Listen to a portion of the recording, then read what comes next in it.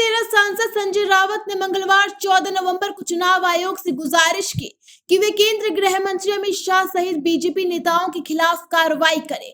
इसकी वजह यह है कि रावत का कहना है कि बीजेपी नेता राजनीतिक फायदे के लिए धार्मिक भावनाओं का इस्तेमाल कर रहे हैं। शिवसेना सांसद ने इन दिनों मध्य प्रदेश, राजस्थान, छत्तीसगढ़ और तेलंगाना विधानसभा चुनाव में बीजेपी नेताओं के जरिए दिए जा रहे बयानों पर ये कहा है। संजय रावत का यह बयान ऐसे समय पर सामने आया है जब मध्य प्रदेश के गुना जिले में चुनाव प्रचार के दौरान गृह मंत्री अमित शाह ने एक चुनावी वादा किया। अमित शाह ने गुना की जनता को संबोधित करते हुए कहा कि अगर राज्य में बीजेपी की दोबारा सरकार बनती है तो वे अयोध्या में भगवान राम के दर्शन पर जाने का खर्चा उठाएंगे। अमित शाह ने उत्तर प्रदेश के अयोध्या में राम मंदिर के निर्माण में कथित रूप से बाधा डालने को लेकर कांग्रेस पार्टी की भी आलोचना कर डाली। गृह मंत्री के बयान पर संजय रावत ने कहा कि भगवान राम किसी एक क्षेत्र तक सीमित नहीं है, बल्कि उन्हें मानने वाले पूरे देश और दुनिया में है। उन्होंने सवाल किया कि क्या इसका मतलब हम ये निकाले कि अगर बीजेपी मध्य प्रदेश में हार जाती है तो पार्टी राज्य के लोगों को दर्शन कराने से रोक देगी या फिर उन पर चार्ज लगा देगी क्योंकि उन्होंने बीजेपी को वोट नहीं दिया। रिपोर्ट से बात करते हुए शिवसेना नेता ने कहा, रामलला पूरे देश और दुनिया के हैं।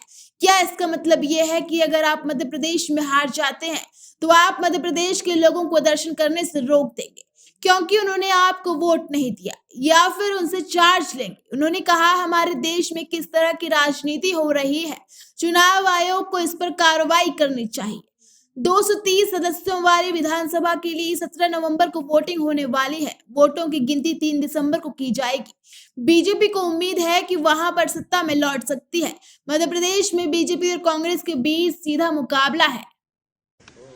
कल हमने सुना है और पढ़ा है मध्य प्रदेश के चुनाव प्रचार में भाजपा के नेता, मैंने बयान तो अमित शाह जी का पढ़ा है, किसी प्रचार सभा में घोषणा कर दी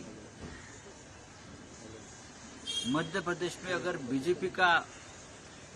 बीजेपी की सरकार बनती है, मध्य प्रदेश में अगर बीजेपी की सरकार बनती है तो मध्य प्रदेश की जनता को फ्री में रामलला का दर्शन किया जाएगा अयोध्या में, फ्री में। ये फ्री वाला जो चक्कर चल रहा है, ये फ्री वो फ्री, अब रामलला भी फ्री।